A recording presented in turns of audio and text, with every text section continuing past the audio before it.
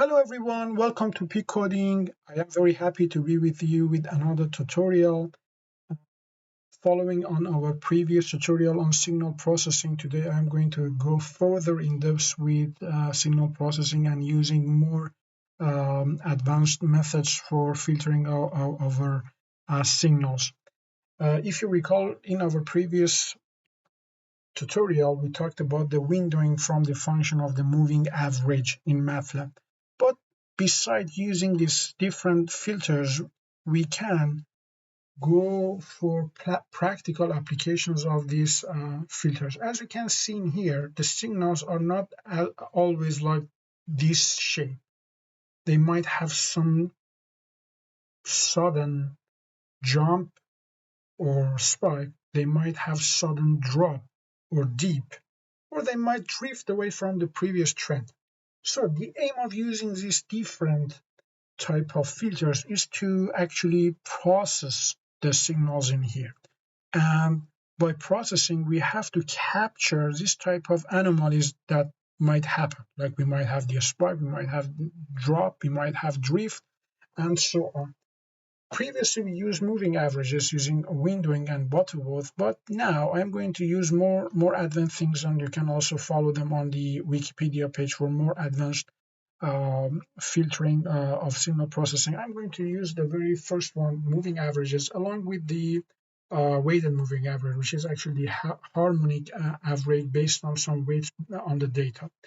To do so, and for today's tutorial, I'm going to use the Python using the JetBrains IDE PyChart, and I'm not going to use any fancy packages, and I'm going to define everything from scratch, but just importing very simple packages like the NumPy for the numerical calculations and the matplotlib.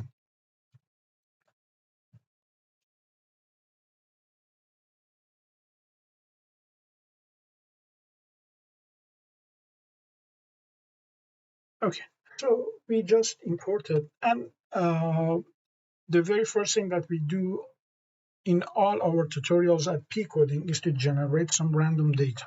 And in this case, we are generating some signals in here, random signal. And to do so, let's define something called data, which is our data store. And then I am going to use the random function using the randn for normal generation of the data, and let's go for 100.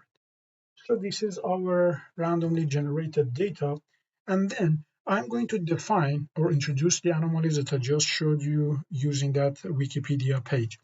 And let's call it the define anomalies. Okay. Let's go on with the anomaly type that I told you. It might take several types. Let's go on with drift, for example, right? But we all know that, as I showed you, it might have spike or sudden jump, it might have deep or drop, and it might have drift, simply that we just defined it in here. And then we have the anomaly ID, since we are going to use these filters to detect or to recognize these anomalies. And we can use for anything because we are probabilistic coding. And then anomaly magnitude. Let's go for this mag function in here. Okay, so we have introduced the anomalies in here, the anomaly type, the anomaly ID, and the anomaly magnitude. All of them are imaginary. But since I'm not using any fancy package just now, I have to define this type of anomalies manually. So I'm going to define a function. Let's call this generate anomaly. Okay, I want to generate anomalies where? I want to generate anomalies in my data. Okay, what are the anomalies characteristics? We have the anomaly type, the three shown above, that we have to think that we are working with this.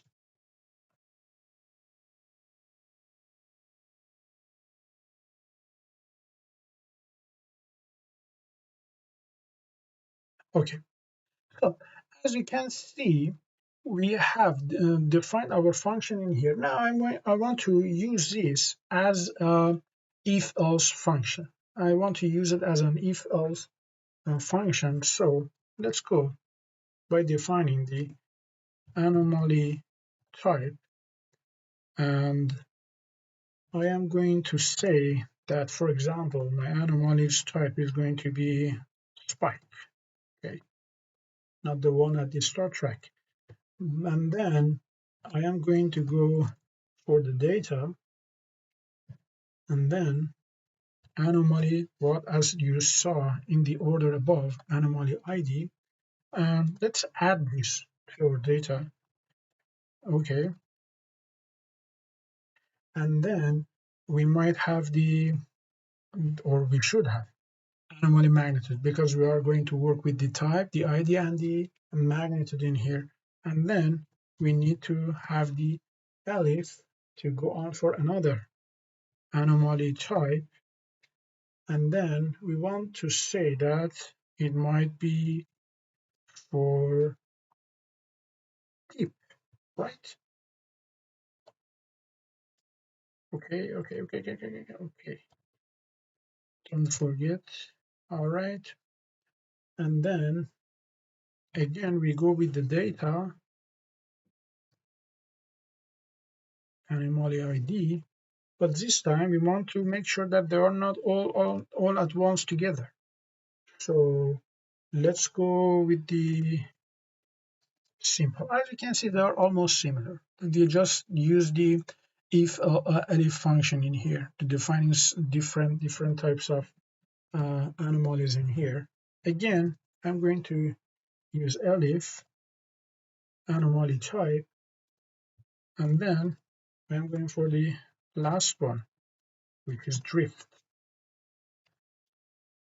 All right, and then go again with the data, going with the anomaly ID, and then I am going with the, okay, going with uh, the last one.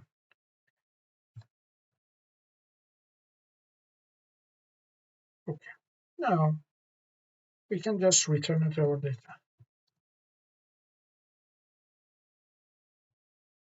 right?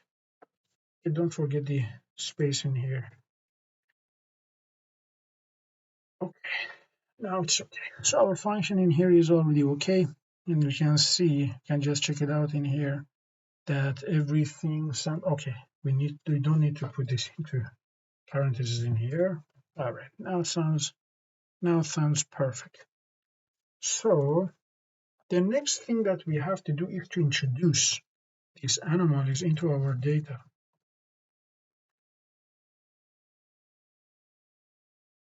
Okay, so we have our data in here. What did we make? The generate anomaly function, and it had data, it had anomaly type, it had anomaly ID, it had anomaly magnitude, right? Now this is our data. Now let's go on defining uh, our filtering processes, like the SMA, which is the simple moving average. And let's go on with an interval or the window size. Let's say that the interval of 2. Okay, so let's define the interval. I'm going to define it as 2, and then define the SMA as the NP. Okay, I'm going to use NumPy for this, but for the calculation, we have to just count the data and then do the simple averaging over which is the data points, or the number of the data points. And we can simply use it as the convol function, which is inbuilt in NumPy. So what I need to do is to use the data, and I need to store them, and with the size of the window that I already defined, or the interval. And there's something called mode that we have to define. the ones that are having the same window size. And remember that we are doing the averaging, so we have to uh, divide it by the number of, or the interval that we have in here. Okay, this is our SMA, and now I am going to define my VMA in here. Okay, simply again with the interval of 2, but this time my VMA is going to be a bit difficult, because as you can see, uh, I have to first start from the number, then add to the number of windows, then again I have to divide them. As you can see in here, I have to multiply the weights and then divide them by the weights again. Okay, so let's define the VMA in here. I'm going to store them, but this time I'm going to use the zeros like, and let's go for the data. Okay, and let's again, for all the indexes that we already defined, in the range of what we need, the range of the windows that our signal is already, and the length for our data. That's it. And then we have to define the widths that we are going to do the averaging based on it. Okay, let's, I'm going to call this weight, and let's go here with the range. Okay, and watch the first point and the window plus the next point. This is what we have seen in our function. So our VMA again going to be calculated for each of these IDs or indexes in here, and then I'm going to do the summation over them because I want to do a harmonic averaging. Okay, this is my weights. Remember that I have to multiply them by each of the data points, and these data points are going to be from the very first one that I started from the number 1, and then I have to add them for the next one, for all of the IDs in here, and then I have to, like again, calculate or do the summation over the weight. Okay, so this is the interval of the VMA function. I have defined a for this function. As you can see, the weights are calculated in this for, and then I am adding the same function that we saw in the Wikipedia page in here, by adding the indexes and then dividing them based on the weights in here. As you can see, they are again being divided based on the weights that will be calculated. Okay, so far we have defined the both the functions, both the filters, the SMA and the weighted moving average. Now we have to define the thresholds for anomalies, because we want to know the deviation from the data. When we introduce a type of anomaly, we have to know what exactly is the anomaly, how far from the ideal signal is counted as anomaly. So we have to calculate the scores, or the anomaly scores in here. All right, let's go with anomaly scores, and I am going to go for the absolute value, because I don't want to have the low, the negative or positive have different. I want them to have identical effects. Okay, I'm going to use the VMA, the weighted moving average, for my scoring. Another thing that I want to define is the threshold. As I told you, I want to know what is when I calculated the scores, I want to know how deviated from the ideal signal is going to be defined as the anomaly for detection. So I'm going to define anomaly threshold in here, and the threshold is going to be like we can do it anything that we want. We can go for 2. Okay, now to detect anomalies, we have to make sure that this is the scores are more than threshold. If they are passing the threshold, then they are simply being defined as the anomalies. Okay, our anomalies is going to be the anomaly score more than what? More than threshold. Okay, now it's done. As we can see, we have defined our data. We've been introducing the anomalies, we have defined our filters, and we just use the VMA just and then it is just for showing you the differences, and then we define our condition for detecting the anomalies. Okay, let's select the plot. So if the anomaly scores are more than the defined threshold, they are being defined as the anomalies. Okay, now let's go for plotting the results. Okay, visualization. Now I'm going to use Matplotlib. The first thing that I'm going to do is the data, and I am going to use the label. What I'm going to use, let's go with the original signal. Okay, this is our very first thing, and then we are going to go for the SMA as an example of the VMA and the difference, and we are going to label it as SMA. Yeah, that sounds reasonable. And then, okay, we just, all right. And then we go for the plot function, and this time I'm going to go for the VMA, the weighted moving average, and the label is going to be the VMA. All right.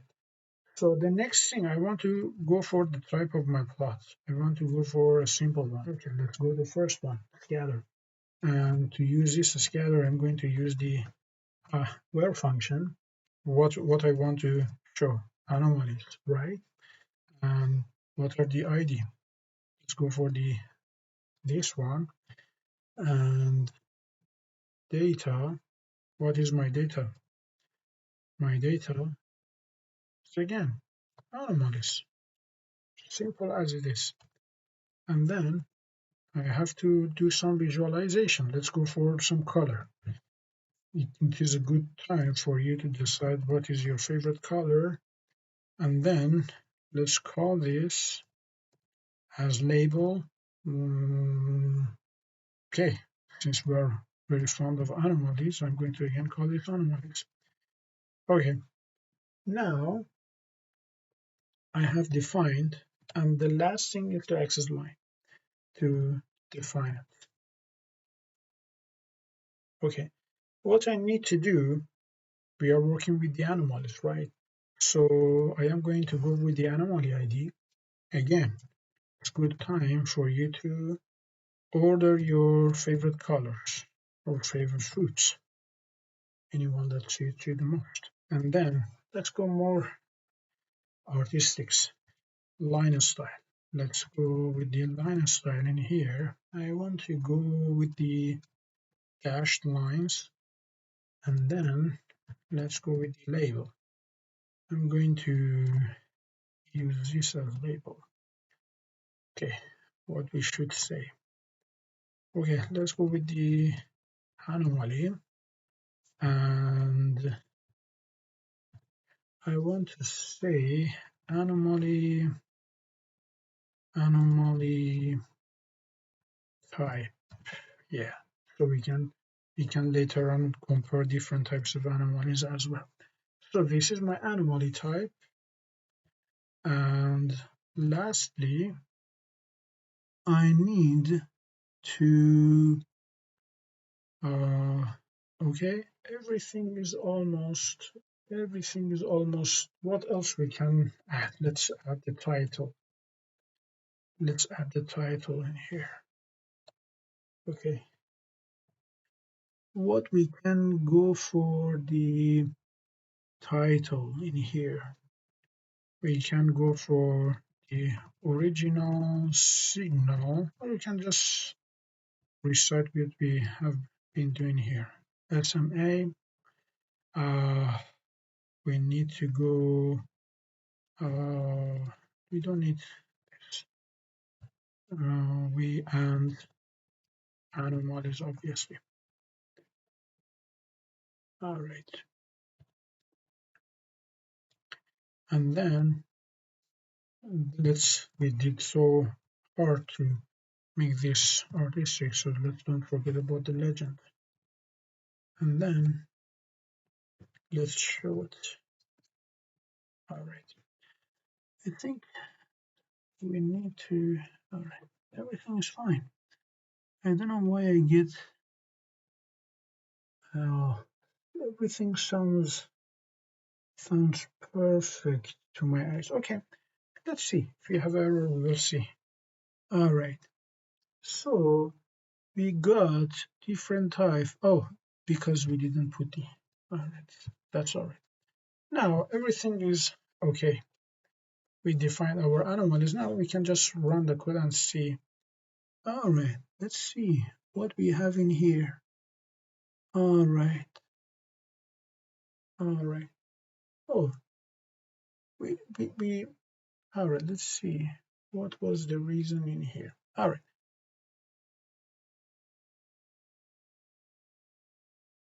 Oh, you just need to go for the ID in here since we are going to use the ID. All right. As you can see, these are actually the kind of anomalies that we might face in here.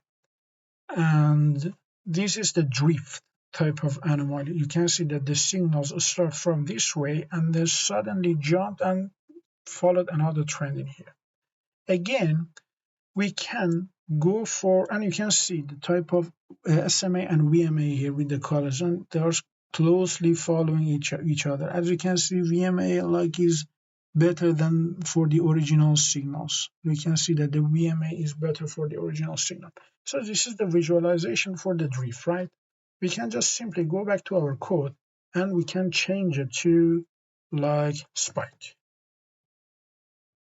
We can go for the spike since we already defined this. All right.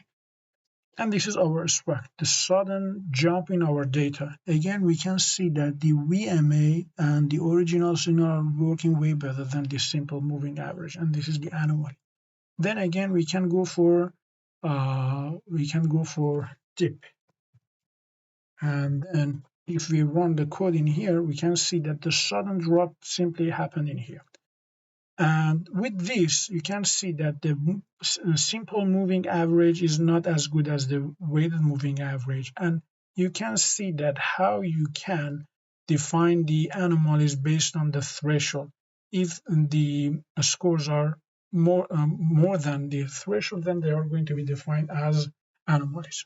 Thank you for watching this tutorial. Don't forget to subscribe and also put your comments. It really is motivating and also helpful for me to know what you are more interested to know about. For up until the next hopefully tutorial, I wish you all the best and we'll see you hopefully